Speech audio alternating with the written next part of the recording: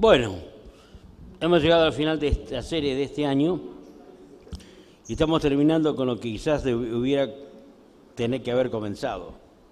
Pero a veces el final, el broche de oro, todo vale tanto como la primera parte. El tema que vamos a hablar ahora es un tema distinto a las que hemos tenido hasta ahora porque es más didáctico que temático. Vamos a considerar lo que significa para nosotros las Sagradas Escrituras y por qué predicamos y hablamos y enseñamos de las Sagradas Escrituras. El título de esta charla es La confiabilidad de las Sagradas Escrituras. Y esto lo vamos a ver basándonos en cosas que se han encontrado en arqueología, en lo que nosotros llamamos elementos no bíblicos. Porque elementos bíblicos es lo llamamos un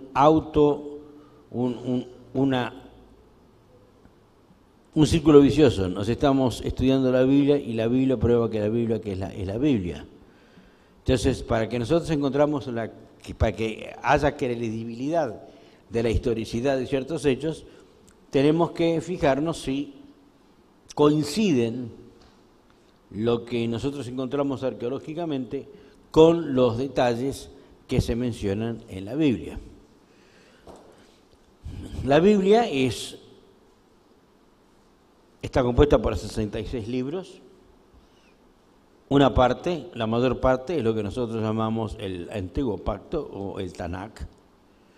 El Tanakh está formado por la Torá, los profetas y las Escrituras. De ahí viene la palabra Tanakh, que es un acrónimo que significa Torá, Navim, Ketuvim. El Nuevo Testamento es Birjat Hashah y está compuesto principalmente por los Evangelios, que no es la biografía de Jesús, sino hechos importantes en la vida de Jesús. El libro de Hechos de los Apóstoles o la Primera Iglesia, donde narra el crecimiento, la fundación, el crecimiento de la primera eclesía de judíos creyentes y cómo estas buenas nuevas, que nosotros llamamos evangelión significa buenas nuevas o buenas noticias, se esparcen por todo el mundo y llegan hasta Roma. Nosotros podemos resumir que el libro de los Hechos de los Apóstoles es la historia de cómo el evangelio, las buenas nuevas, van desde Jerusalén hasta la capital del Imperio Romano. Y también encontramos que la mayor parte, 13 de ellas, son las cartas que Rab Shaul, que es el fundador de muchas de estas iglesias, escribe. Pero también hay escritos de los principales apóstoles, como ser Juan, Pedro, Jacobo. Hay cartas personales, como ser la carta que escribe Pablo a su hijo espiritual Timoteo, o a Tito, o a su amigo Filemón. Finalmente hay un libro que llamamos escatológico, es un libro difícil de comprender, porque está escrito en forma figurativa en muchos casos, algunas cosas son literarias, y es el libro de Apocalipsis, los eventos que van a suceder en el final de los tiempos. Cuando nosotros hablamos del Antiguo Testamento nos estamos refiriendo a la arqueología. Y este es mi credo, esto es lo que yo creo, y podemos ir al primer. Yo creo lo siguiente, no sé si salió todo ahí. No voy a citar cada cita bíblica, la pueden buscar porque las citas bíblicas están abajo y están tomadas de la Biblia, lo crea o no lo crea es problema de ustedes, después los pueden fijarse, porque si nos deberíamos que fijar en esta noche en cada cita bíblica no nos vamos a ir de aquí hasta la medianoche. Pero yo creo lo siguiente, y fíjense en cada palabra, porque vamos a analizar lo que significa cada palabra. Yo creo en la inspiración total y verbal de la Biblia, por lo tanto es infalible y sin errores en sus escritos originales. Yo creo en la autoridad absoluta de los 66 libros de la Biblia. Esto es lo que yo creo. Ayer le preguntábamos en la en el presbiterio al rabino León, ¿qué es inspiración? ¿Qué era? ¿Qué significaba inspiración? Respirar para adentro. Cuando hablamos de inspiración de la Biblia, es que los autores de la Biblia recibieron, así como se respira para adentro, de la misma forma que cuando el hombre es creado, dice Dios que sopló en él espíritu viviente, el viento, el ruaj. De la misma forma es la inspiración. El Espíritu Santo guía a los escritores. En algunos casos dicta. En un momento, en ciertos casos dice, y vino a mí palabra del Señor diciendo, y ahí no es inspiración, ahí es dicta, hay que tomar dictado ahí, ¿verdad? Hay otros que son salmos, por ejemplo. Salmos, no creo que los haya dictado Dios, pero el salmista, profeta, autor, literario, rey de Israel, David, va al templo y se siente conmovido. O va al templo, en aquel momento no había templo, estaba el tabernáculo, y se siente y dice, yo acá podría pasar la eternidad, por eso dice, en la casa de Yahweh viviré por largos días, ¿verdad? Hay pasajes que son inspirados, hay pasajes que son difíciles de entender, hay pasajes que son literarios, pero yo creo que toda la Biblia es infalible y sin errores. No hay contradicción. Y si hay contradicción es porque hay algo que no entendemos, porque Dios no se contradice. Y si Dios es el que nos da a conocer su voluntad, Él no va a darnos falsa información. No nos va a decir hoy una cosa y mañana nos va a decir otra cosa. Por lo tanto, yo creo que que la Biblia no tiene fallas. La Biblia no contiene errores. Y aquí debo subrayar, en sus escritos originales. Porque cada copia de la Biblia que usted tiene es una copia de una copia de una copia de una copia de una copia de una copia de una copia de una copia de una copia de una copia. Y cuando me dicen, Moisés dijo tal cosa, que vamos y discutimos algo, bueno, yo no lo vi el original, no vi lo que Moisés escribió. Por lo tanto, creo en esto, pero a lo mejor dijo, no quiso decir esto. Pero yo no tengo el original. Yo sé que el original no contiene errores, pero a lo mejor lo que nosotros tenemos sí contiene algún tipo de error. Y hay evidencias, que yo le puedo mostrar en su momento, de errores que se han cometido en la transmisión del texto. Y se emitió una palabra, o se repitió una palabra, o se cambió una palabra. Entonces, pero aquí hay un error. No, un error. El error fue el que estaba copiando, o estaba copiando a mano, y eran las 12 de la noche, y no se daba cuenta y escribió una palabra de más, ¿verdad? ¿Y la culpa quién la tiene? ¿El original o el que la copia? La copia. La copia va a tener lo que nosotros no llamamos errores, sino llamamos divergencias. En arqueología nos llamamos divergencias, no hay errores. Hay divergencias, cosas que no son iguales. Pero yo creo en la autoridad absoluta. Y por eso que tenemos que entender términos. La palabra inspiración, cuando digo que la Biblia es inspirada por Dios, yo creo que el Espíritu Santo, el Ruach HaKodesh, guió a cada uno de los autores. Algunos conscientemente, otros inconscientemente, pero sabemos que fueron inspirados por Dios. Y vamos después a estudiar por qué creo en inspiración. Inspiración, porque ese texto fue transmitido. Cuando, por ejemplo, el apóstol Pablo escribe la carta a los colosenses, y esa carta le gustó tanto a los grupos de la Quejilá en Colosa, que dijeron, se la vamos a llevar a la comunidad de al lado, para que también la lean. Y el hecho de que están llevándosela ya a otra, está indicando que eso tiene algún valor, ¿verdad? Pues si no tiene valor, va al tacho. Pero vieron el valor de esto, entonces comenzaron a transmitirla, a pasarla de uno a otro. Y entonces la otra cosa es aceptación. ¿Por qué algunos pasajes, algunos libros fueron aceptados como inspirados y otros no? ¿Ustedes creen que los evangelios que tenemos son los 5 evangelios que fueron escritos? Hay muchos otros que fueron escritos, pero otros dicen tantas tonterías y anacronismos que nos damos cuenta que no pueden ser ciertos. Por lo tanto, la Iglesia los primeros creyentes, no los aceptó. Hay escritos del judaísmo que no entraron en el canon, que la gran asamblea, ¿se acuerdan que hablábamos de la gran asamblea ayer? ¿Cuántos estuvieron ayer en la charla? ¿Se acuerdan de la gran asamblea? La gran asamblea fue la que decidió qué libros entraron y qué libros no.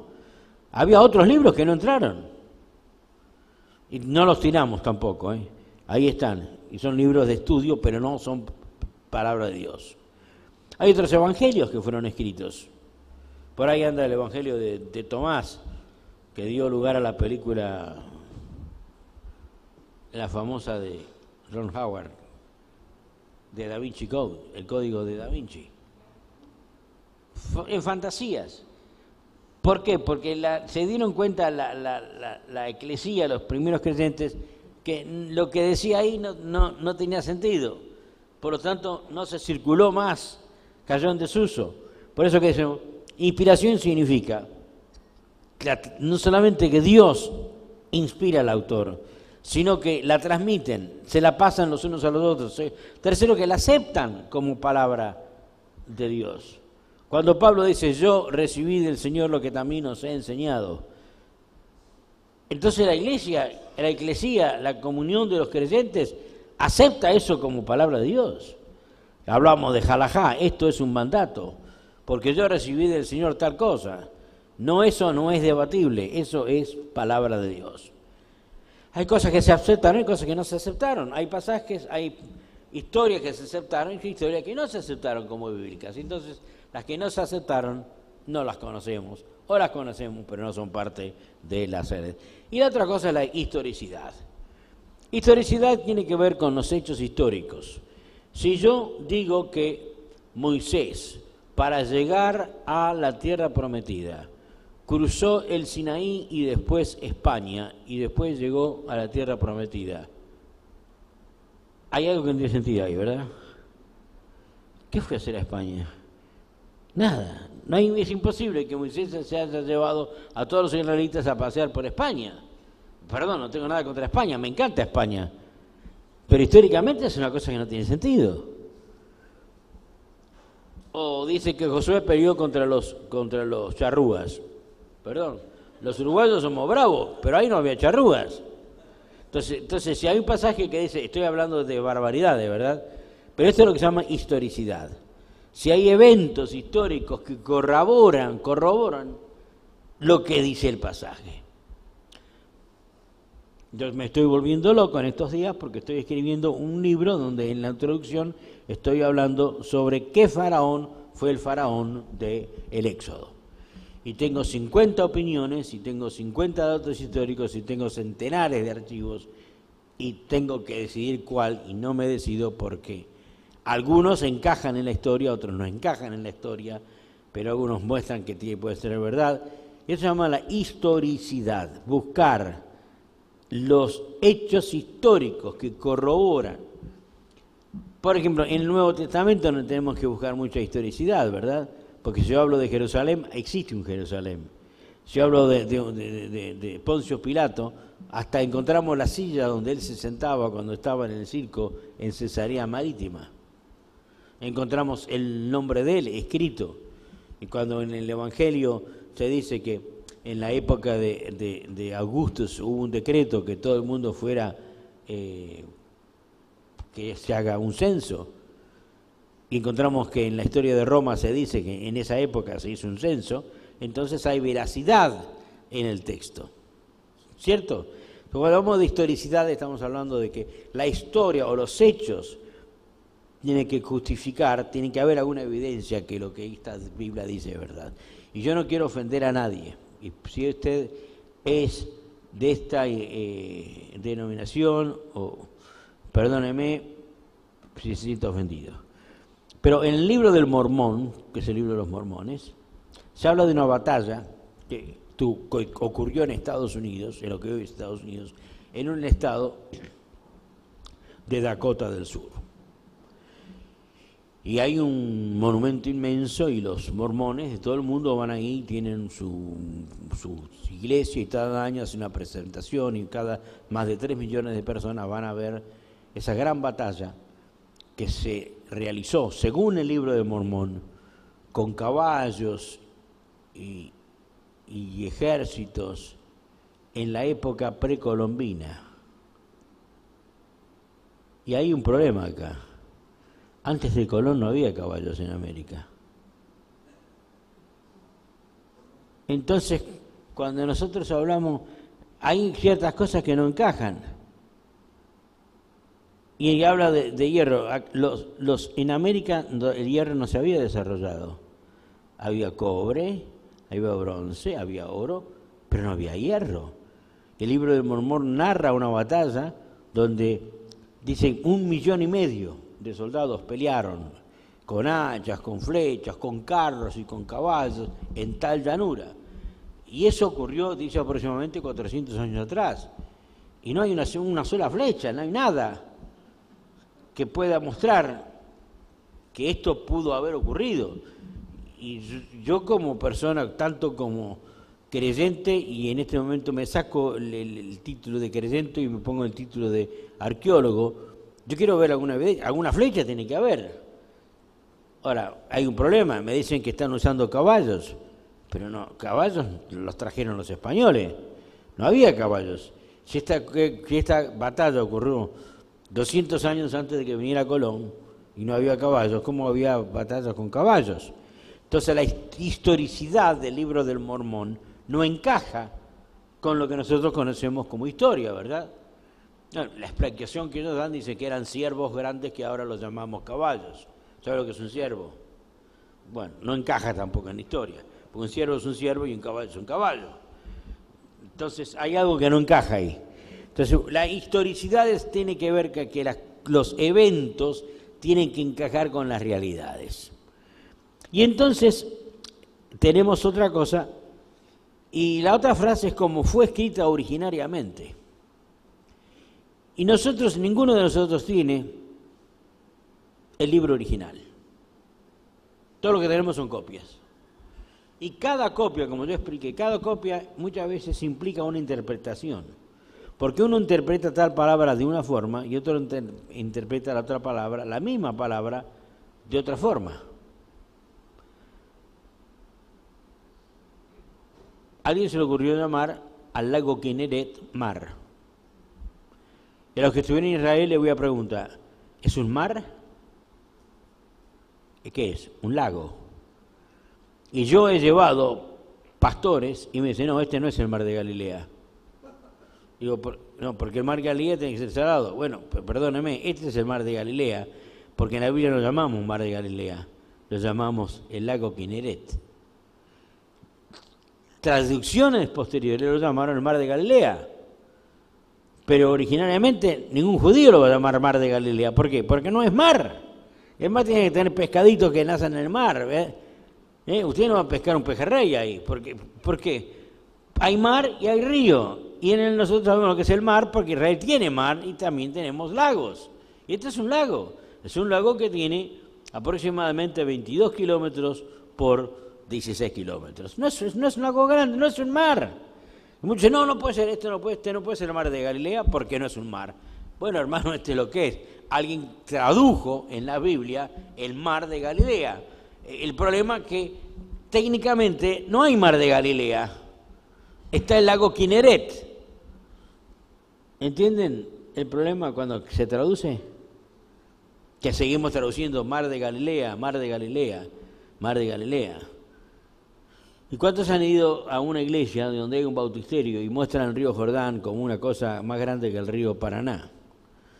Y yo tengo una foto donde yo una pata la tengo de un lado del río Jordán y la otra pata del otro lado del río Jordán, porque es tan chiquitito que usted lo puede poner una pata en cada lado. Es un arroyito cuando llega. Hay momentos que tiene caudal, ¿verdad? Pero momentos que no tiene. Nos imaginamos al mar el río Jordán como. No, históricamente sabemos qué es lo que es. Si alguno lo ha interpretado grandote como el Paraná, es problema de él, problema de interpretación. No es problema. Por eso es la importancia de conocer los textos originales. No los tenemos. Por eso, cualquier texto que es cercano al evento, cuanto más cercano es la narración al evento, más fidedigno el evento es. Si alguien me cuenta algo que sucedió hace un año, es más fácil que los datos que esa persona me da, es más probable que sea más cierto que aquella persona que cuenta la historia 300 años más tarde. ¿Se acuerdan cuando se jugaba un juego que se llamaba el teléfono roto? ¿El teléfono roto? Que empezábamos con un chimento allá y se escuchaba mal, y cuando llegábamos al final, ese era totalmente otro. Muchas veces con el texto pasaba eso, que entendía una cosa, le entendía otra cosa, interpretaba otra cosa, y cuando llegaba al final encontramos que hay un disparate. Por eso, y yo a estas cosas, lo digo un poco en broma, ¿verdad? Pero tenemos que tener entendido que no tenemos los textos originales. Por lo tanto, confiamos que los más antiguos son los más veraces, pero los originales no los tenemos. Los originales son los que no tienen error, los originales son los que son totalmente ciertos, y algunas de las traducciones contienen algunas que llamamos nosotros variantes, no las llamamos errores, variantes. Cuando nos referimos al Antiguo Testamento, nos referimos a la arqueología. La arqueología del Antiguo Testamento principalmente tiene que ver con hechos que se narran en la Biblia, y los tenemos que comparar con hechos históricos. Existió un rey Sennacherib, está en los anales de los reyes de Asiria un rey que se llama Sennacherib. Hay un rey de Babilonia que se llama Nabucodonosor. Hay en los anales de Babilonia un rey que se llama Nabucodonosor. Si encontramos esos datos, ¿qué nos está diciendo? Que el relato bíblico entonces es cierto. Porque no estamos buscando que la Biblia se pruebe a sí misma, estamos buscando evidencia. En el Antiguo Testamento eso es lo que tratamos de encontrar, evidencias externas. Con el Nuevo Testamento no hay arqueología. La arqueología del Nuevo Testamento es la transmisión. Cuán fidedigna es la copia que se está haciendo de un texto del pasaje bíblico. Y con esto en mente vamos a entrar a lo que es arqueología. Cuando se descubrieron las grandes pirámides de Egipto, hace 4.000 años que conocemos la historia de Egipto, y la historia de Egipto tiene aproximadamente 6.000 años. Y todos los reyes y faraones de este gran imperio escribieron sus historias, escribieron sus crónicas, sus batallas, sus hechos. Pero hay un problema. Usted puede ir a Egipto y ver centenares de metros de escrituras en las tumbas de los faraones. Pero hay un problema, nadie las entendía. Egipto, siendo el principal protagonista de lo que llamamos el Medio Oeste, el Middle East, el Medio Oriente cercano, que tiene que ver la tierra de Israel, Egipto y Babilonia y toda esta zona. Todo esto está escrito en las tumbas de los faraones, pero no las podíamos entender. Entonces sabíamos que había hechos históricos, pero no entendíamos nada. Ahora, yo no estaba ahí, estoy hablando como profesor de arqueología, pero está toda esa riqueza y no entendíamos nada. Y comenzaron a aclararse las cosas cuando durante la campaña de Napoleón en Egipto, ¿te acuerdas de Napoleón? Conquista Egipto, llega a la ciudad de Alejandría y lleva también arqueólogos, médicos, botanistas, científicos de todo tipo para ir estudiando lo que está. Y encuentran en un pueblo que se llama Rosetta, el pueblo se llama Rosetta, encuentran una piedra. Y una piedra que es más o menos así de alta. Pero tiene una característica especial. Esta piedra, que se las voy a mostrar ahora,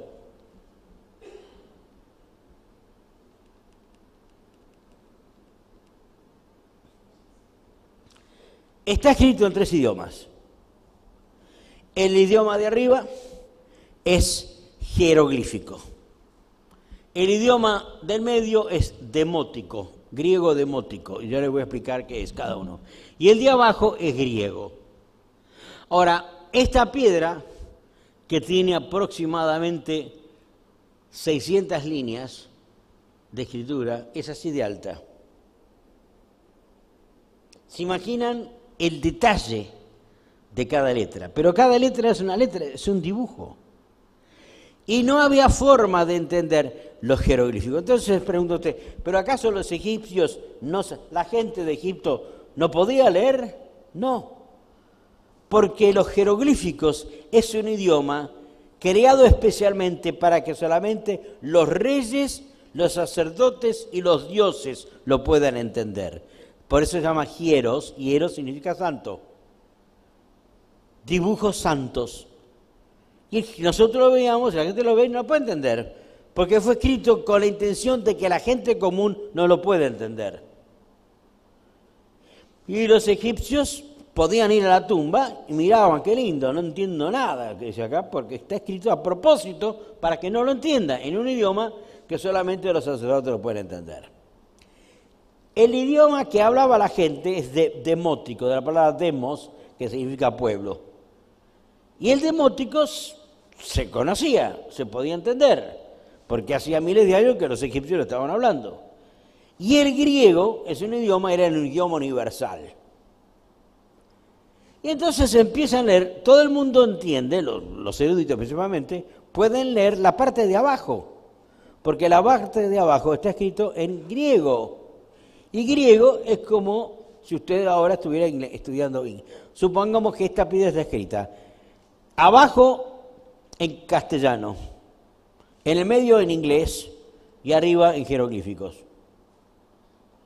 Y usted entiende que si la primera parte, que usted conoce castellano, y la segunda parte, que es inglés, que usted lo estudió en la escuela, se da cuenta que dicen lo mismo, es muy probable que la tercera parte también diga lo mismo, ¿cierto? Entonces, basándose en los nombres propios, se llegó, esta es la narración del rey Ptolomeo III. Y Ptolomeo III, los griegos, los nombres propios los escribían dentro de un círculo que se llama cartouche o cartucho. Y entonces sabemos que si acá, a ver si encuentro, si acá este nombre es Ptolomeo, Ptolomei en griego, esto es Ptolomei en demótico, encontramos dentro de este cartucho que esta palabra tiene que decir lo mismo, Ptolomei. Entonces estamos descubriendo ciertas cosas, el sonido de ciertas palabras o el significado de ciertas palabras.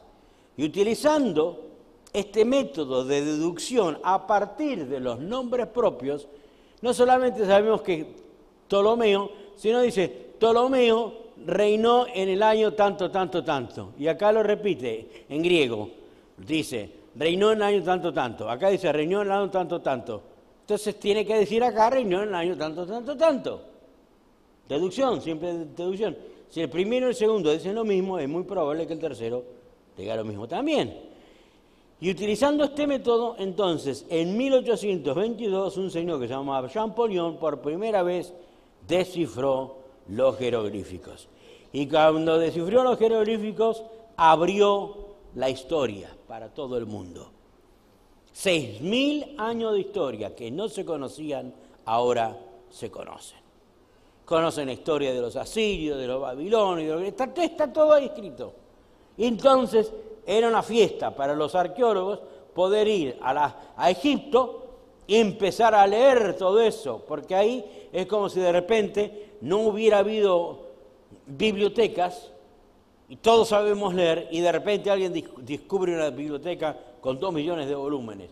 Y nosotros no tenemos televisión, no tenemos internet, lo único que podemos hacer es leer. ¿Qué hacemos? Vamos todos a leer. De repente, todos los historiadores que quieren conocer la historia, ¿dónde van? Van ahí, van a Egipto. Y ahí encuentran miles y miles y miles y miles de escritos, no solamente en pirámides, sino encuentran cartas, correspondencia. La correspondencia que escribió un faraón no la escribía para que lo leyera todo el pueblo. La escribía en jeroglífico. Jeroglífico es un idioma que podía escribirlo para que no lo entendiera la gente. Pero ahora encontramos que la correspondencia, que debía ser secreta, ahora la sabemos. Y encontramos correspondencia entre el rey de Egipto y un rey cananeo que está pidiendo auxilio porque vienen los israelitas. Encontramos una carta donde el rey de los jebuseos está pidiendo auxilio porque hay un pueblo que viene del sur, que está conquistando todo y no lo puedo parar. Por favor, mándame ayuda. Y esa carta está fechada,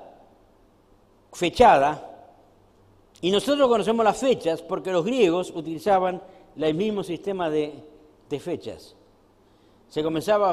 La fecha antiguamente era a partir de cada Juego Olímpico. A 3 años de la Olimpiada 159, a 5 días, 4 semanas, 3 meses de la Olimpiada número 132, pasó tal cosa. Todo el mundo sabía eso. ¿Por qué se utilizaba ese sistema? Porque todo el mundo, acuérdense que el griego se había impuesto en todo el mundo, era el idioma común. Entonces, había que tener un calendario común. Y el calendario común era a partir de los Juegos Olímpicos. Se sabía todo. Entonces, no solamente sabemos los hechos históricos, sino también sabemos la fecha.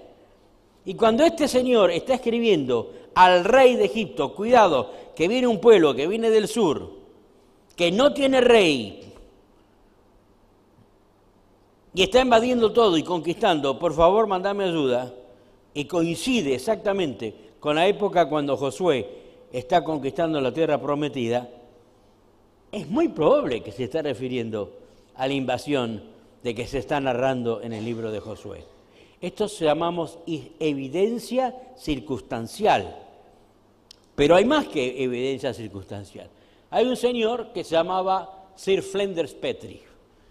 Él vivió en 1856 y 1942 y él dedicó su vida a buscar hechos históricos bíblicos en los millones de escrituras que hay en Egipto.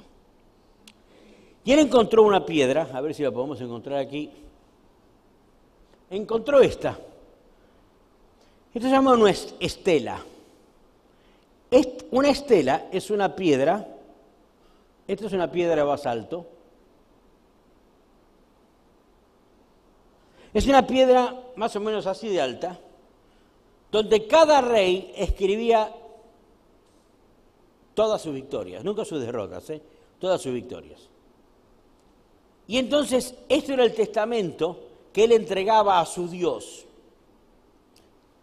Y esto se llama una estela. Estela, ¿cuántos se llaman estela? No sé, estela significa eso. Estela es esa piedra en donde un rey está contando sus victorias para ser aceptado por el Dios. Y este rey se llama Mefpeta,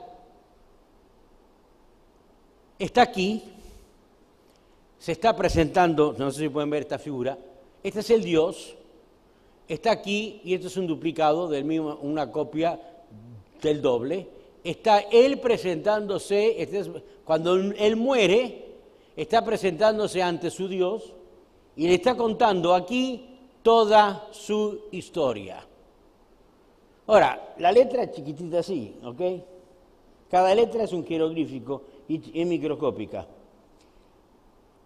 Y mucha gente la tenía, existió una historia muy linda, hasta que en 1934 una persona comenzó a leer detalladamente lo que decía cada línea. Ahora, es muy difícil leer cada línea, porque cada línea es milimétrica, es un dibujo. Como si fueran, ¿se acuerdan los dibujitos que teníamos en las tiras? Calculín, ¿se acuerdan?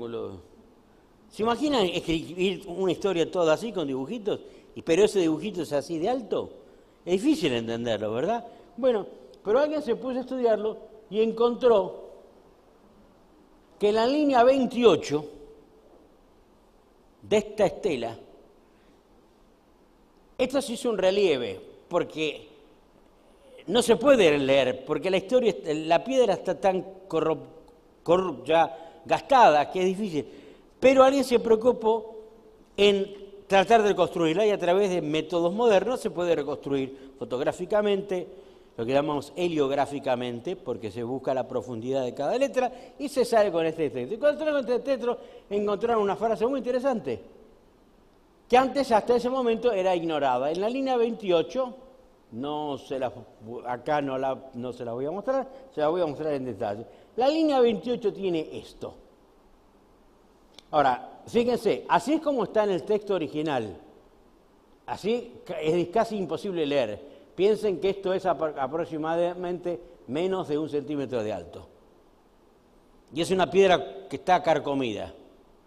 Pero cuando se hace el relieve, se dice, conquisté, y hace la lista de todos los pueblos que conquistó, al rey de Ashkelón, que se llama tanto, lo conquisté. Al rey de tal tierra lo conquisté. Al rey de tal tierra lo conquisté.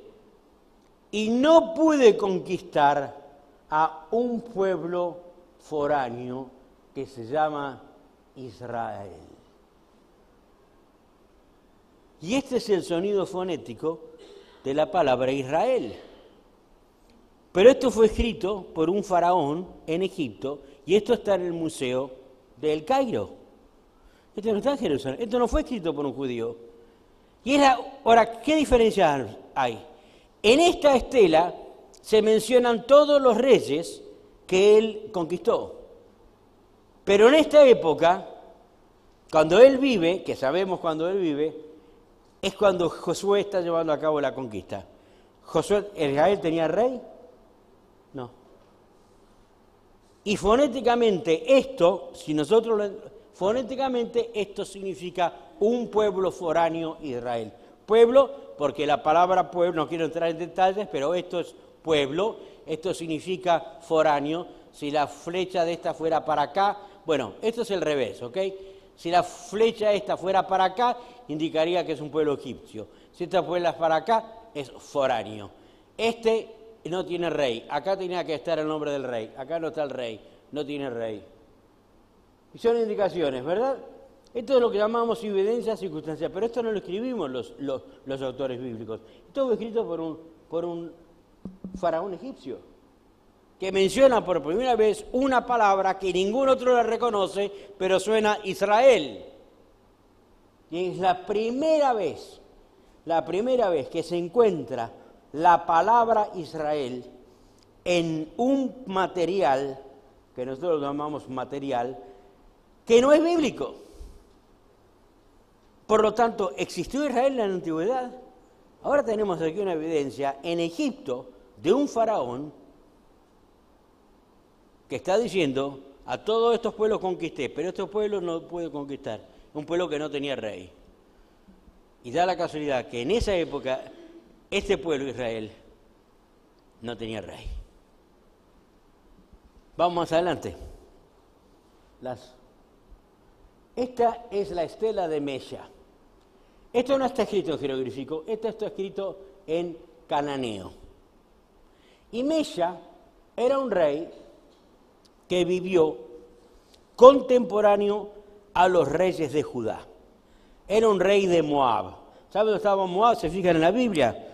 Ruth la Moabita, del otro lado del Jordán. Y este rey, en esta estela es una piedra, ¿ok? No una persona. Esta estela, que es más o menos alta así, mucho se ha perdido. Pero la parte que se encuentra, él se está quejando a su Dios.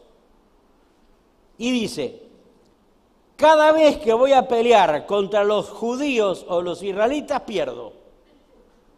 Y tú eres mi Dios, y yo te estoy sacrificando, y te ofrendo, y siempre pierdo. Acá algo ando mal, dice. O tú me das la victoria contra los reyes de Israel, y menciona los reyes de Israel, o te dejo de hacerte templos. ¿Quién escribió esto? No lo escribió un israelita, no está escrito en la Biblia, no es bíblico. Pero sabemos que el rey de Moab estaba en constante guerra contra los reyes de Judá e Israel y no podía contestar. Y entonces él se queja, no, no se queja a las Naciones Unidas. Él va se queja a su rey, a su Dios. Y dice, Dios, te estoy dando tanto, tanto, tanto, y el rey de los otros es más poderoso que vos. Esto está en el Museo de Berlín. Y ustedes lo pueden ver, y está bien escrito, porque este idioma lo conocemos, es un idioma protohebraico, es un cananeo, que aquellos que estudian es un idioma bien conocido. La más interesante, y con esto vamos a ir un poco cortando esto, es esta piedra que se encontró en el norte, en lo que nosotros llamamos Tel Dan. Tel Dan está o conocido como Bañas, o en la Biblia conocido como Cesarea de Filipo. Y allí, es un parque nacional muy hermoso, está la puerta donde Abraham probablemente entró a la tierra prometida. Hay un lugar donde criadero de truchas, es un restaurante árabe que se come el mejor pescado que hay. Y es un lugar turístico muy lindo. Y ahí, entre todas las cosas, se encontró hace unos años, hace unos 20 años atrás, una piedra. Y esta piedra está escrita por el rey Senaquerib. ¿Quién era Senaquerib? Era el rey que conquistó el reino del norte, 721. En arqueología hay dos escuelas. Una que se llama la maximalista, nos llamamos maximalista, y otra que se llama minimalista. La escuela minimalista cree que la mayoría de los narrativos del Antiguo Testamento son historias, fantasías, imaginadas y aumentadas con el tiempo. Que David realmente era simplemente el jefe de una familia y bueno, necesitábamos un héroe nacional y entonces lo hacemos que peleó contra Goliat y lo hacemos que era un rey fastuoso, bla, bla, bla, bla, pero en realidad vivía en una carpita y era el jefe de una tribu, nada más. Esto, por ejemplo, es la Escuela de Arqueología de Israel de la Universidad de Tel Aviv. Y hay famosos arqueólogos como Israel Finkelstein, que son los que dirigen este proyecto, y ellos son minimalistas. Y los minimalistas son los que creen que la mayoría de las cosas que se mencionan en la Biblia, especialmente la historia de David, son cuentos. Es una historia glorificada. Que David era así, un personaje, pero que necesitábamos un héroe, y entonces inventamos que peleó contra el Goliat, que construyó esto, que tenía un palacio, bla, bla, que conquistó. Pero miren qué casualidad. Se encuentra en el norte de Israel una piedra, parte de una estela, escrita por Senaquerib o dictada por Senaquerib. Y en esta estela, que menciona la derrota del pueblo de Israel en el norte, dice que no pudo destruir al rey Jehu de la casa de David. Si hubiera dicho, no puede destruir a Jehu, muy bien, pero 300 años después de David, escribe que este Jehu es de la casa de David. Y a cualquier persona que lee hebreo, ¿qué dice acá? Beit David, casa de David. Ahora, ¿quién escribió esto? Senaquerib, un asirio. Y lo hizo dictar en hebreo para que quede ahí, se acuerden, que yo los conquistó de ustedes. No puedo conquistar a Jehu de la casa de David. Lo más importante aquí no es lo que él conquistó, sino que se da evidencia que para esta época la casa de David o dinastía de David, porque es casa de David, estaba establecida. Se conocía que había una dinastía de David. Por lo tanto, David no era simplemente el pastorcito de ovejas ahora magnificado al héroe nacional. Esto es más o menos 720.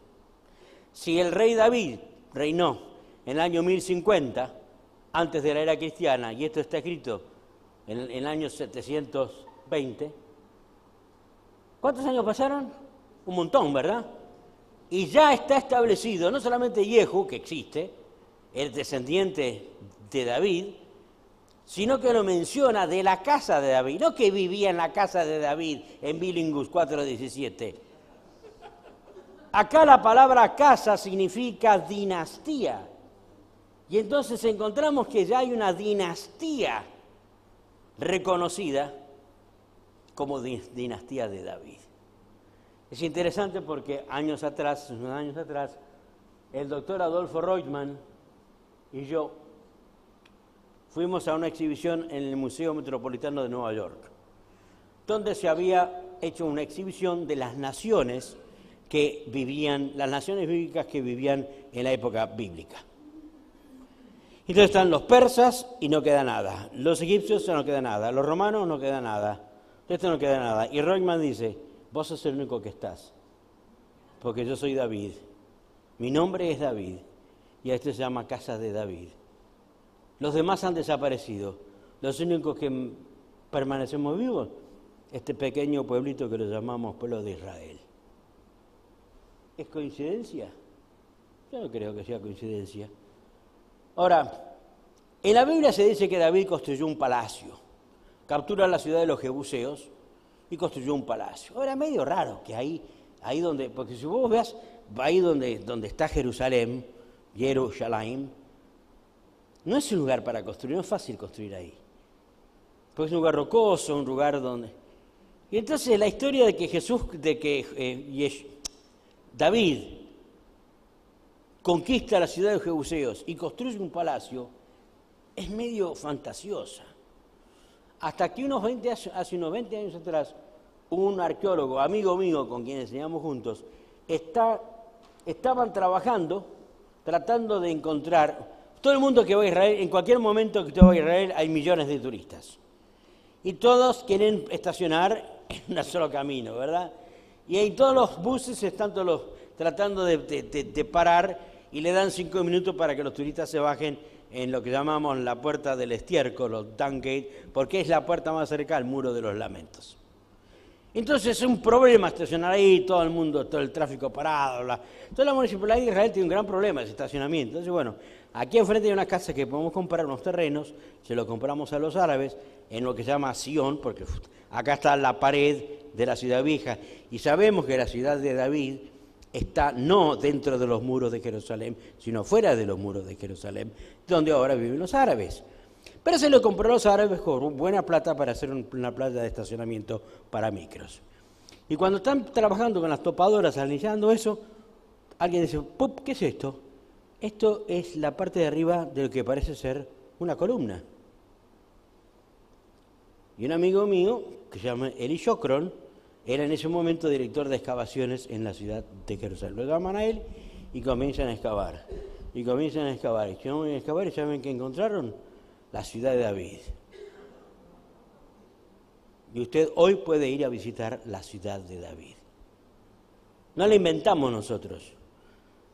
Y es tan ridículo, esto se lo voy a contar, es tan ridículo. Ustedes saben que hay un website, una página web del Estado de Palestina que dice que nosotros los arqueólogos ponemos las piedras ahí a la noche y al otro día venimos y decimos que las encontramos. Y está en el web oficial del Estado palestino. Diga lo que quiera, ¿verdad? Es medio irrisorio esto. Porque esto no lo podemos llevar a la noche. Pero fíjense lo que se encuentra. No se encuentra simplemente una piedra. Les voy a mostrar qué es más o menos. ¿Cuántos fueron a visitar la ciudad de David? Varios. Ahora fíjense. La ciudad de David está... Fíjense el grosor de estas paredes. Piedra sólida así. Esto no es una carpa. Esto no es una carpa de un pastor.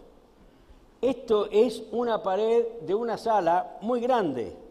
Porque si ustedes han visitado los sitios arqueológicos, una cosa es que las habitaciones eran chiquititas.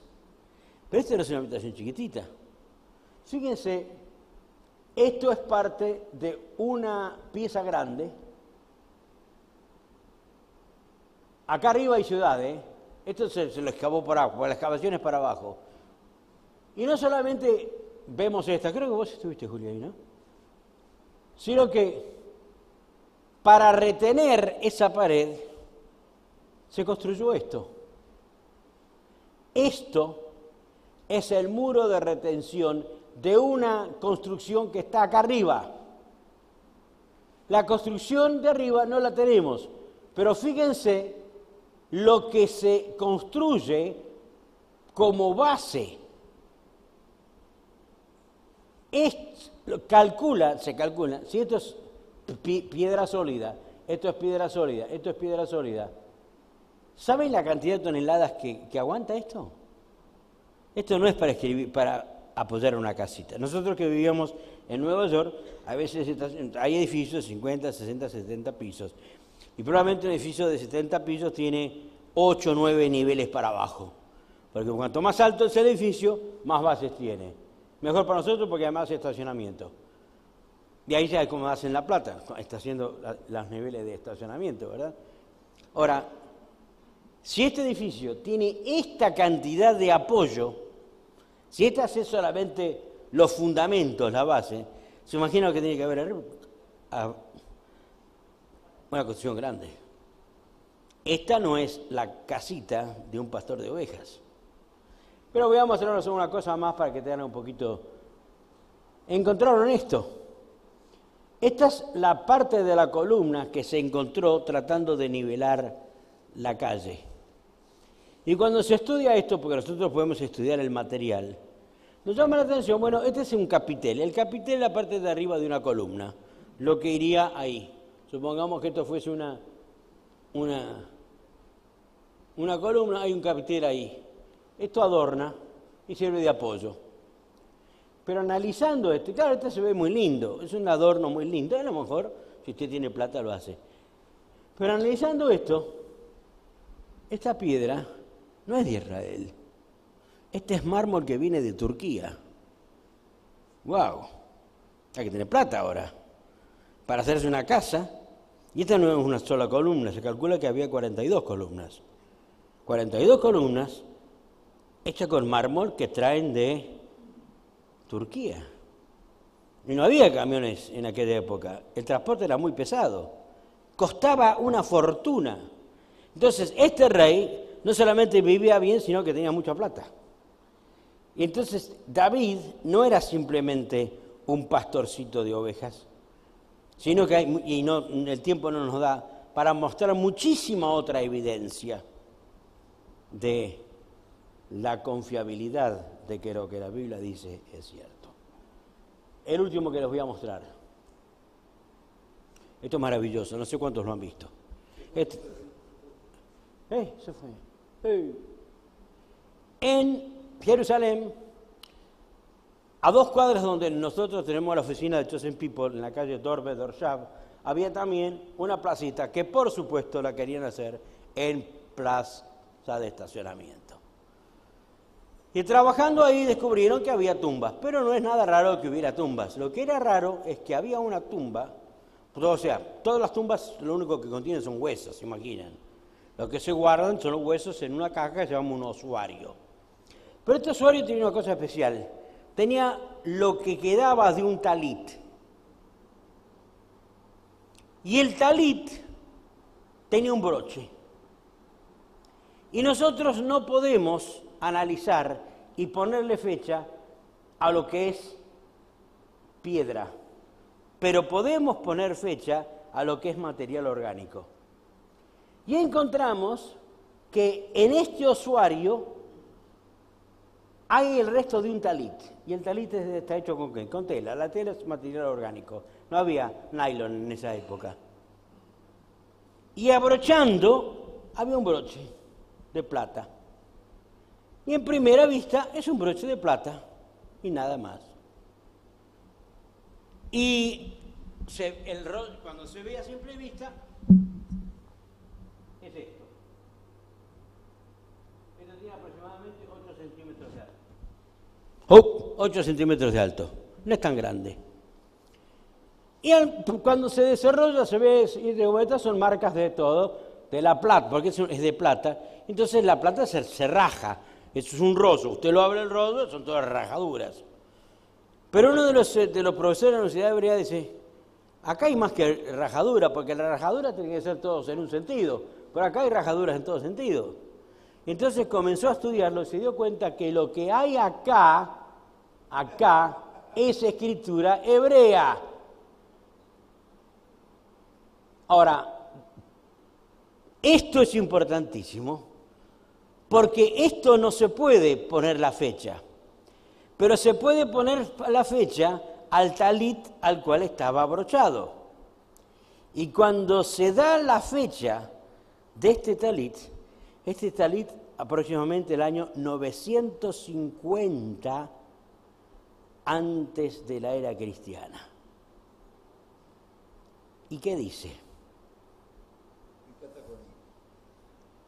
Esto es la bendición arónica. ¿Qué dice? Acá el rabino nos lo va. Esto está protohebreo. Léelo de acá, a ver si podés.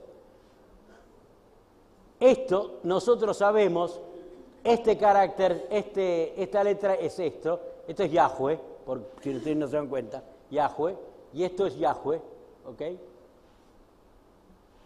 Sabemos, porque este idioma lo conocemos, por lo tanto, conociendo este idioma y dándonos cuenta que esto es esto, se llega a esto.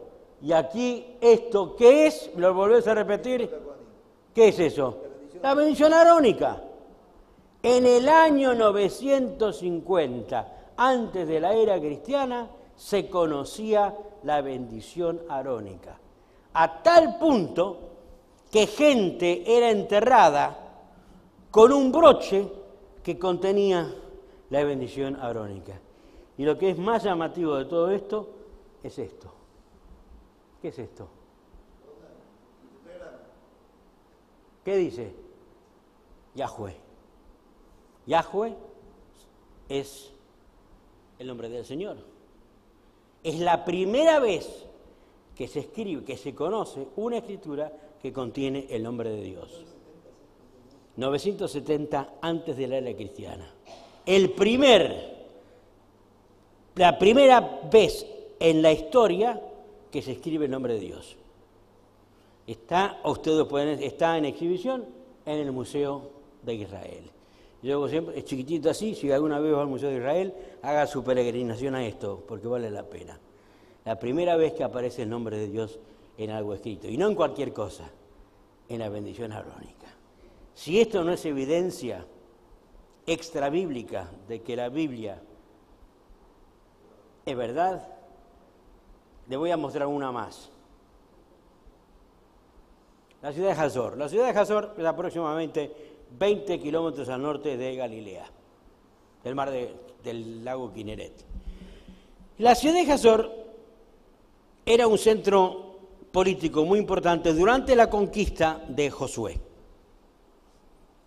Josué venía invadiendo con las tribus. Y esto está al norte de Galilea, cerca de la entrada al valle de Jezreel. El que controlaba esa entrada, controlaba la entrada a Galilea y la entrada al mar Mediterráneo. Si usted quiere ir de Babilonia a Egipto, tenía que pasar por ahí. Porque lo llevaba a lo que se llamaba la Vía Maris, la carretera que va hasta Egipto, la carretera del mar. Cuando avanza Josué, cada pueblo alrededor tiene su propio rey y su propio ejército. Y se dan cuenta que solos no pueden parar a Josué, ni a su ejército. Entonces en la Biblia está, porque está en la Biblia, que los reyes de ahí hacen y le piden al rey de Hazor, por favor, arma un ejército, sos el líder, y peleamos contra Josué y los israelitas. Donde el rey Hazor, que está mencionado en la Biblia, fíjense, libro de Josué, el rey Hazor tiene un palacio donde hay 36 columnas. Las 36 columnas son tan grandes que yo no las puedo abrazar así. pero están hechas de madera sólida. De madera sólida. 36 columnas de madera sólida. Un palacio muy grande. Y Josué la conquista. Lo derrota. Pero por primera vez y única vez, en lugar de destruir la ciudad, hace otra cosa. La quema. Y la quema de tal forma que no vuelve a existir. Que no vuelve a existir como ciudad. Se descubre esta ciudad, porque se conoce dónde está, y encontramos que dentro del palacio, la base, supongamos que este es el hall donde el rabino recibe a los cortesanos, ¿verdad? Y estos muros son la base. Esto que tenemos acá, esto que estamos acá, es la base. Estas son las bases. A diferencia que en lugar de ser así, esta base es alta así y pesa 4 toneladas. Y está hecha de piedra basáltica. Para sostener estas columnas que son inmensas, tan inmensas que yo no las puedo abrazar. Cuando se descubre la ciudad de Hazor, se descubren estos fundamentos. Pero hay una cosa rara. Fíjense las marcas que tiene esto es piedra sólida. Pero hay algo que sucede en esa piedra sólida. ¿Ven esto? ¿Qué es esto? Esto no es revoque caído, ¿eh? Esto es quebradura. La primera cosa es, bueno, es un terremoto. No, el terremoto no hace quebraduras así. El terremoto va a hacer esto. Pero estas son quemaduras, son rajaduras producidas por fuego. Ahora, uno piensa, bueno, ¿cuánto fuego puede haber? Para quebrar esta piedra se necesita un fuego de más de 1000 grados de temperatura que por lo menos dure 5 días a una semana. ¿Hay leña para tanto? Sí, las columnas. Las columnas son hechas así. Se calcula que las columnas quemaron por 15 días. Y que llegó, la temperatura de esta piedra superó a los 1000 grados. Y usted puede ir ahora y ver todas estas rajaduras creadas por el fuego. Y en el libro de Josué dice que Josué quemó la ciudad de Hazor, la única ciudad que Josué quemó. Esto es lo que llamamos evidencias históricas. Vemos, están ahí, evidencias de que la Biblia nos está diciendo cosas ciertas, que no son cuentos. ¿Entendemos esto? Tengo media hora más. ¿Puedo terminar con media hora más? ¿Me dan media hora más? Porque ahora falta que parte de la parte del Nuevo Testamento. Aquí terminamos con el Antiguo Testamento. ¿Alguna pregunta sobre esto antes que termine? ¿Les interesó esto? Sí.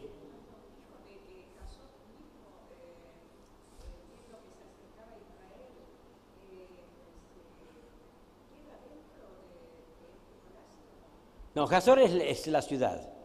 El rey muere, los matan a todos. Y toda la alianza de todos. Lo único que queda, Josué va y quema todo. Bueno, y lo único que queda son las bases. O sea, evidencia. Para nosotros es evidencia. Para mí, que yo creo que yo lo leo en la Biblia, para mí es evidencia de que la Biblia es verdad. Para un ateo, son cuentos, ¿verdad? Porque hay que agregarle la fe a todo esto. Yo creo que esto es la palabra de Dios. Y esta es lo que llamamos evidencias circunstanciales. Yo no puedo convencer a nadie. Yo soy el que le presento la evidencia. Usted es la que tiene que decidir, ¿es cierto o no es cierto? Ahora, vamos al próximo paso. ¿Eh?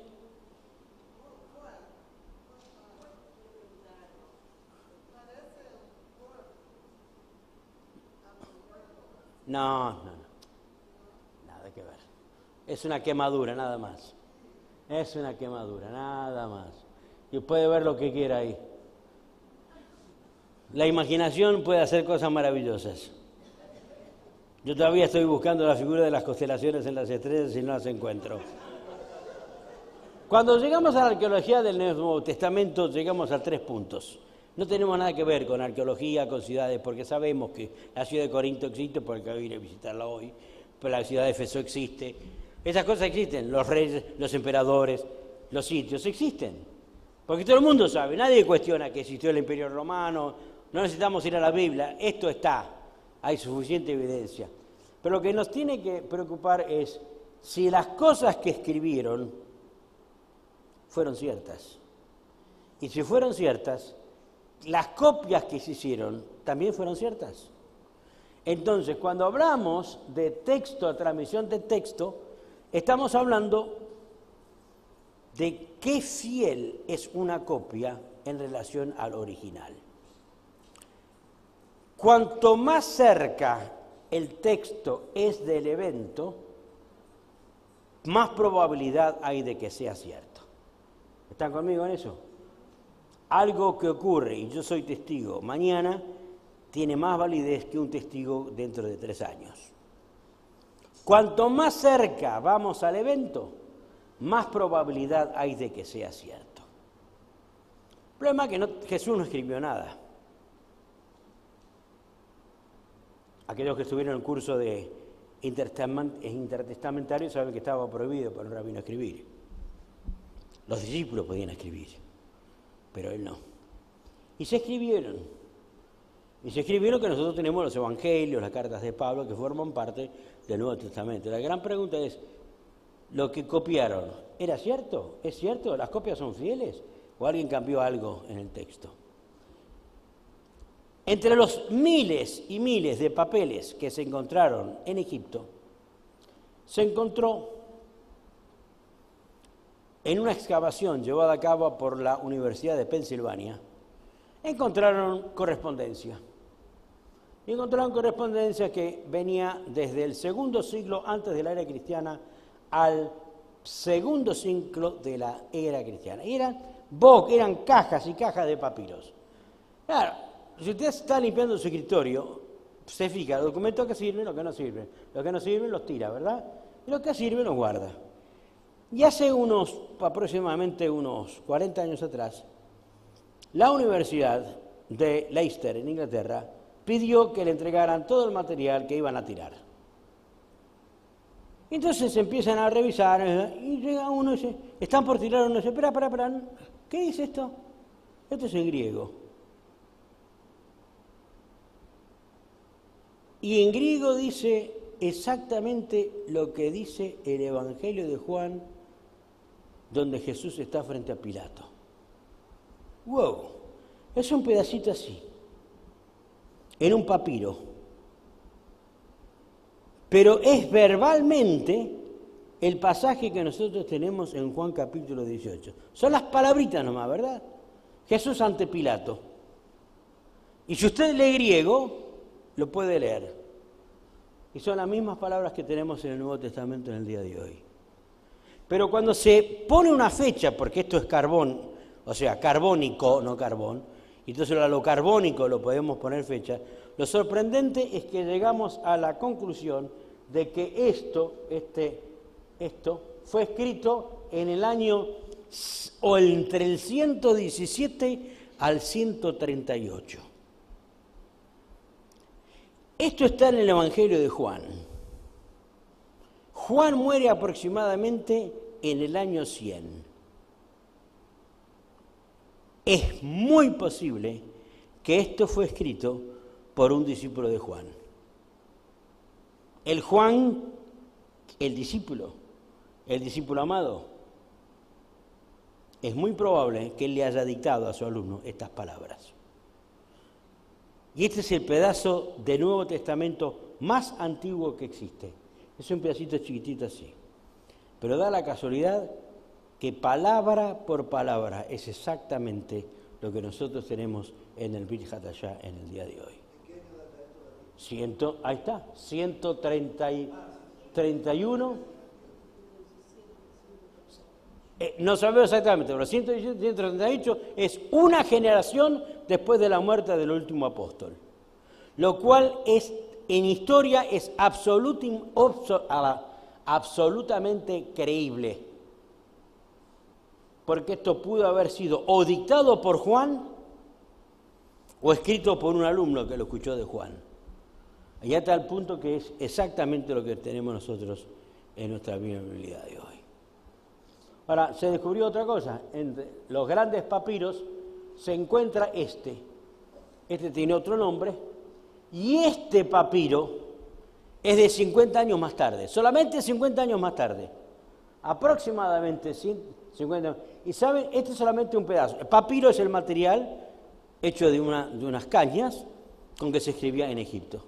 Material más barato para escribir. Pero como estaban guardados en la arena, en cajas y seco, se preservan. Y cuando empiezan a revisar esto, descubren que esto es parte. Pero los pedazos que encuentran, está la epístola a los hebreos, lo cual indica que 2 generaciones después de Jesús, ya la carta a los hebreos era considerada Sagrada Escritura. A tal punto que está junto a ¿qué?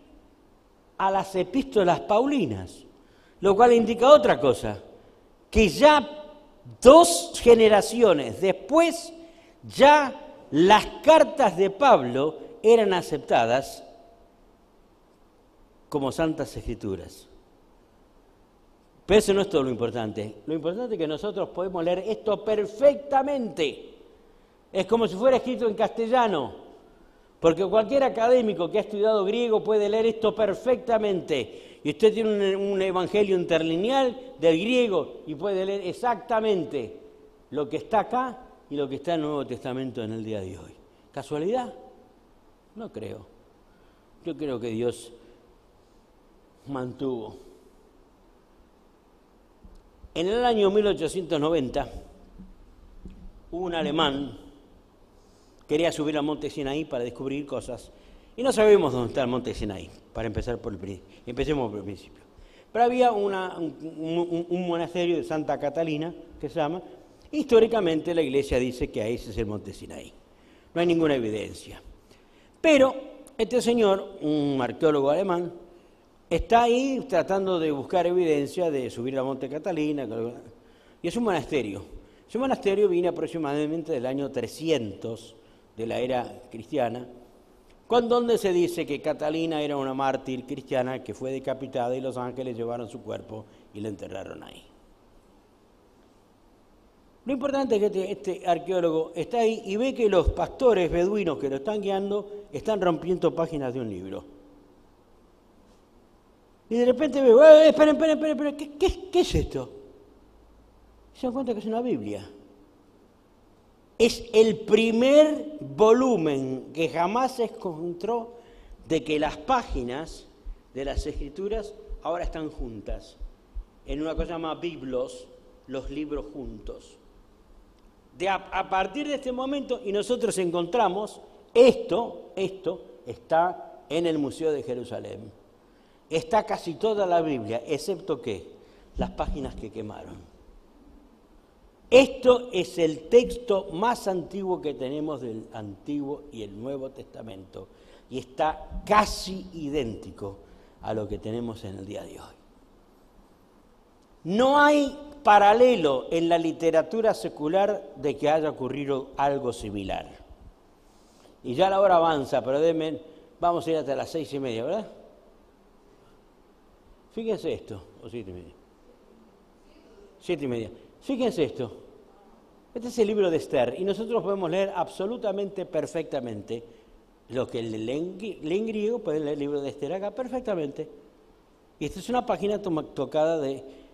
Ahora, el código de Sinaí viene aproximadamente del siglo IV. Y el siglo IV ya tenemos una Biblia. Ya tenemos los libros juntos. Ya no tenemos los libros casi en el mismo orden que los tenemos ahora. Lo cual hay una evidencia de que ya el cuerpo de creyentes estaba aceptando qué recibir y qué no recibir, y se preocupaban de que todo lo que escribieran era fiel y que no hubiera ningún error. Y si había alguna duda, ¿saben lo que hacían? No cambiaban el texto, hacían esto. ¿Ven esto que está acostado? Esto se llama un colofón. Y el colofón es cuando el escriba no está muy seguro si esta palabra significa esto o lo otro, pero no cambia el texto. Simplemente hace una que llamamos una acotación al margen, en el cual dice, yo no sé si esto significa luz o iluminación, no entiendo bien. Y entonces, en lugar de cambiar el texto, pone simplemente, yo no sé, creo que acá puede haber una duda. Sí. Claro. ¿Cuál era el idioma original? Griego, todos hablamos griego. Ahora, creemos que probablemente, porque está citado por historiadores bíblicos como Papías y Eusebio, que hablan de un evangelio de los hebreos, que en arqueología se llama el documento Q. Q de la palabra fuente, o Quell en alemán, que significa una fuente. Sabemos que la iglesia primitiva tenía un evangelio que nosotros no tenemos. Probablemente ese evangelio estaba escrito en hebreo o arameo y era leído por las iglesias mesiánicas del primer siglo, junto a los otros que comenzaron a circular. Pero había un documento original que era la base, y ese es lo que todo arqueólogo sueña con encontrar un día. No se trata de buscar el arca. Lo más importante es encontrar ese documento, el documento Q. Ese evangelio que está mencionado por los historiadores, pero no lo tenemos, que probablemente fue escrito en la tierra de Israel en hebreo o arameo. Saben, probablemente las primeras copias de todo fueron escritos en hebreo o dictados en hebreo. No sabemos porque el idioma franco del mundo es el griego. En otro curso que vamos a dar el año que viene probablemente es entendiendo los evangelios como literatura judía. Entonces vamos a ver qué judío es el evangelio original. Ese no es el tema de esta noche. Lo que estamos hablando esta noche es que a partir del primer siglo, las copias que se comienzan a hacer son totalmente fieles. Y se hacen más copias y más copias. Y ahora, al principio, ¿sabes que el escriba cobraba por letra, no por palabra, por letra? ¿Ok? Y usted quería escribir un documento, yo tengo un primo que te lo hace barato, así le salía el documento, también era un mamarracho. Si usted quería pagar un buen documento, le iba a pagar a tal persona que es un profesional y hace un trabajito perfecto. Las primeras copias son medio así nomás. Se da cuenta que los primeros creyentes están tratando de circular los evangelios y las cartas de Pablo, pero no tienen mucha plata. Pero ya para el tercer siglo encontramos que el material ya no es papiro, es papel que viene de pergamino, pérgamos, muy caro. Pero encontramos que ahora las congregaciones tienen suficiente dinero como para pagar un buen papel y pagar a un buen escribano para que haga cosas. Y no solamente hace, sino, bueno, ya que me pagaste bien y me pagaste a tiempo como bono, te hago un dibujito. Entonces comienzan no solamente a copiar, sino comienzan a poner dibujitos de pajaritos, de flores. Y ya comienza a hacer. Ahora, de una copia hacen 7, de 7 hacen 7 más. Y usted comienza a multiplicar. ¿Cuántas salen? Miles. Y para terminar, hay dos cosas más que son. Estoy tan entusiasmado cuando leo esto que me vuelvo loco. Mire, esto es encuentro del Vaticano, es del año 325 y es segunda de las Tesalonicenses y el principio de la carta a los hebreos. Pero esto está escrito de una forma perfecta y cuando alguien tiene un error, ¿se ve esto? ¿Se acuerdan cómo llamamos a esto? Colofón o acotación al margen. Y entonces un supervisor tenía que controlar. Y si la copia era fiel, entonces le ponía este sello. Y a partir del siglo III encontramos que hay presbíteros pastores de iglesias que comienzan a probar que lo que está escrito es fiel. Y comienzan a aparecer esto que llamamos la certificación de los documentos. Esto certifica que esto no modifica esto y que esto es original.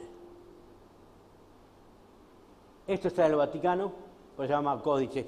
Códex, ¿qué es un documento? ¿Ustedes saben lo que es un rollo? El rollo de la Torá, ¿qué es? Piel de cordero que se cose y se estira.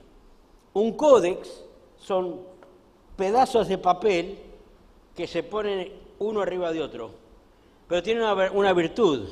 Usted puede escribir de este lado y del otro lado y ahorra el precio por la mitad.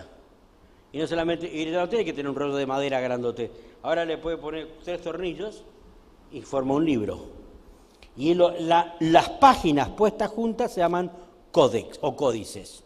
Cuando hablamos del códice, no hablamos de un código. Un códice es una cantidad de páginas que están unidas formando un libro. Pues se llama, este se encuentra en el Vaticano. Pero esto es exactamente como lo tenemos nosotros, pero este es otro, miren, ya la ponen, ¿ves? Ya le ponen esa, este es un regalo. Me pagaron a tiempo, le regalo esta florcita. La calidad. Este es importantísimo. Y con esto ya vamos terminando. Ya lo dije 40 veces, pero no importa. Hay un pastor en Jordania que escribe sus sermones. Y el papel es caro. Entonces, ¿qué hace? Agarra y borra con lavandina u otro material lo que está escrito. Y escribe arriba de eso. Y hace unos años atrás se está remodelando una iglesia en Jordania y se encuentra entre los papeles de los archivos de los cajones, se encuentran los escritos, los sermones de un pastor. Este pastor escribe ahí, los sermones, muy lindo, qué lindo sermón, pero dice, espera, acá hay algo abajo. Y entonces, ¿cómo sabemos? Sí, nos damos cuenta que esto borró algo y escribió arriba. Y entonces, ¿cómo hacemos para ver lo que hay abajo? Bueno, esto es un trabajo absolutamente científico. Entonces se lo lleva al Tecnión. ¿Qué es el Tecnión? El Tecnión es la universidad técnica más importante que tiene. Todos los genios de física, química, matemáticas de Israel están en el Tecnión. Y se le dio el Tecnión como proyecto, saque el texto de arriba y déjenos leer el texto de abajo. Y lo hicieron. Sacaron el texto de arriba y ¿saben qué encuentran abajo? El Evangelio de Juan. Exactamente como lo tenemos nosotros. Lo cual indica que había tantas copias ya para ese momento del Evangelio de Juan que a él no le importaba borrarlo. Y segundo, lo que está escrito en el Evangelio de Juan es exactamente lo que las otras copias dicen. O sea, ya está estandarizado el Evangelio de Juan y no hay palabras que están cambiadas. Por eso se llama redictus, escrito 2 veces. Son cosas medio cómicas, ¿verdad? Son otros materiales. Y con esto. El Megiddo, y con esto ya. Esto es cerca de Megiddo, hay una intersección que antes que se hiciera la nueva intersección, el tráfico era loco. Lo seguimos a cruzarte, venimos por la ruta 6, termina, nos vamos para Haifa y de ahí nos vamos para Carmel y el tráfico, el cruce de Megiddo es una locura. Y ahí cerca hay una cárcel. Y en esa cárcel deciden ampliarla para dar lugar a la ampliación de la ruta. Y cuando están ampliando la cárcel, encuentran que en lo que querían que era un patio, así nomás, encuentran un mosaico. Pero este mosaico es del siglo III de la era cristiana en Israel. Esto no es ni en Egipto, ni en Roma, esto es en Israel, en Megiddo. más israelita que eso es imposible, porque ahí va a venir la batalla de Armagedón. Y saben que esto, fíjense que estos son los muchachos que están presos, que hicieron este trabajo. Miren lo que descubrieron. La base de una mesa. Pero la mesa es octogonal. Y lo más interesante, no solamente es que esta mesa está en la tierra de Israel y que es un mosaico y que es del siglo III de la era común, sino el texto que está escrito ahí es el siguiente. Aqueptus, quien ama a Dios, ha ofrecido esta mesa en memoria del Dios Jesús el Mesías. ¡Wow! Esto no lo escribimos los judíos mesiánicos de ahora. Esto fue escrito por judíos mesiánicos del tercer siglo. Lo cual está indicando que en Israel, para el tercer siglo, ya había judíos cristianos, ya había judíos que creían en el Mesías, a tal forma que había algunos que tenían tanto dinero que podían dedicar y construir una mesa así, donde se hace la Santa Cena. ¿Saben lo que es la Santa Cena? Lo que hacen las iglesias evangélicas, tomado del Pesaj. Esto está escrito en memoria del Mesías Jesús por un judío en la tierra de Israel en el siglo III. Y déjenme terminar con esta estadística.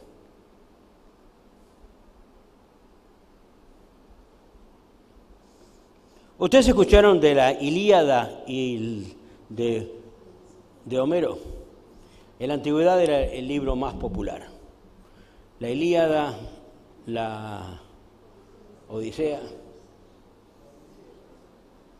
¿Saben cuánto? Supongamos que el original fue escrito, el último que tenemos, el más antiguo que encontramos de la Ilíada está escrito en el año 45 o 100. Hay otros que encontramos más antiguos, que son pedazos, del año 117 al 325, entre 30 y 300 años del original.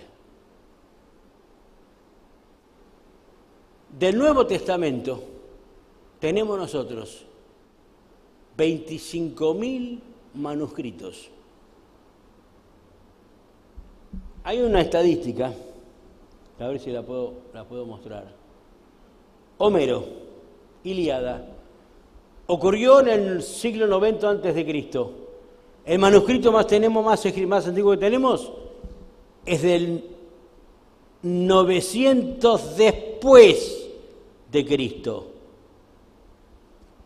Existen 20 copias y es a 1250 años de cuando escribieron los eventos.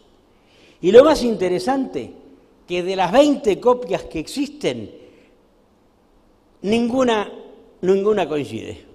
Uno cuenta la historia de una forma, otro cuenta la forma de otra forma. Otros escritos, Heródoto, las historias de Heródoto, nos quedan 8 nomás. De Aristóteles nos quedan 5, de Aristófanes tenemos 10, de Sófocles nos quedan 193 copias.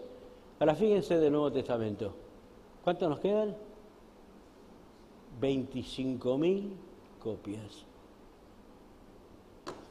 Hay una diferencia, 25.000 copias contra 5, 20, 15.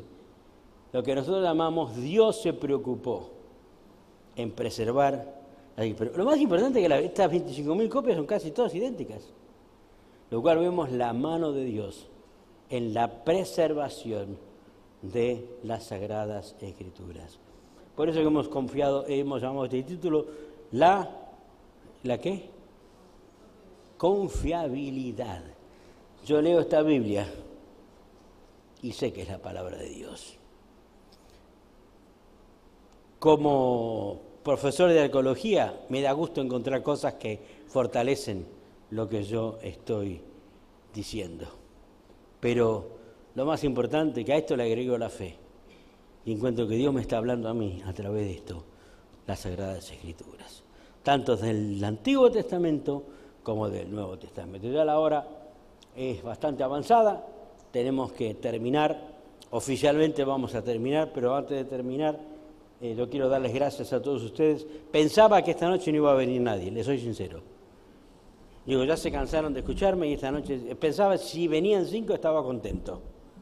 Me dejaron más que contento porque vinieron más. Tenía poca fe, hombre de poca fe, mea culpa. Pero doy gracias a todos, al rabino por haberme invitado, a la oportunidad que me dan de poder contar algo de lo que el Señor me enseña a mí y que yo puedo transmitir a ustedes algo de lo que el Señor me ha enseñado. Rabino, ¿quiere decir unas palabras? Ve que tiene el micrófono puesto. No sé si o va a cantar o quiere decir unas palabras. Prefiero que dé unas palabras porque cantando...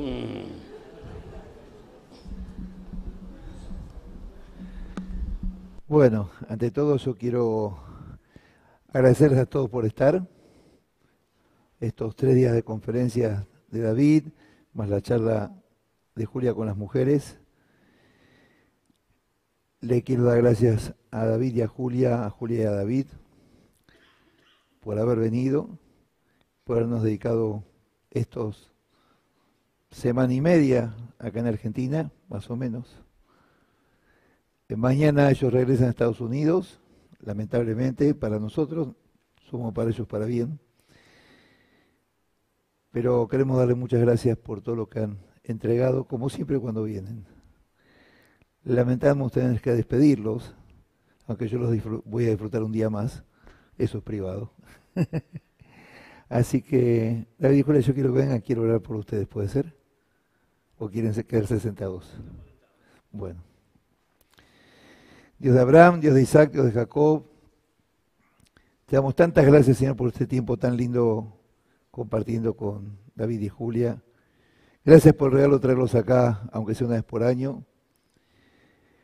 Te quiero pedir que los bendigas grandemente, Señor, que los sigas bendiciendo en su ministerio, que los sigas bendiciendo en sus vidas personales, Señor, que les des mucha salud y vida muy larga para que puedan seguir visitándonos y transmitiendo todo lo que tienen para transmitir y trabajando para el ministerio como lo hacen. Señor, ellos bendicen la vida del ministerio y bendicen la vida de las congregaciones donde van. Bendicen a las personas que los conocen, Señor. Te queremos dar gracias por sus vidas, que los sigas guardando y prosperando, Señor. Mañana los voy a despedir a Ezeiza, pero te pedimos, Señor, que los sigas trayendo todos los años por lo menos para poder disfrutarlos, para poder recibir lo que tienen para entregarnos, lo que vos les pones en sus corazones. Queremos que sepan que los amamos y que los valoramos y que damos gracias por sus vidas. Gracias por todo lo que hacen. Te damos gracias, Señor, en nombre de Yeshua HaMashiach, Juzgadón. Amén. Gracias, Juli y David. Gracias a todos por estar.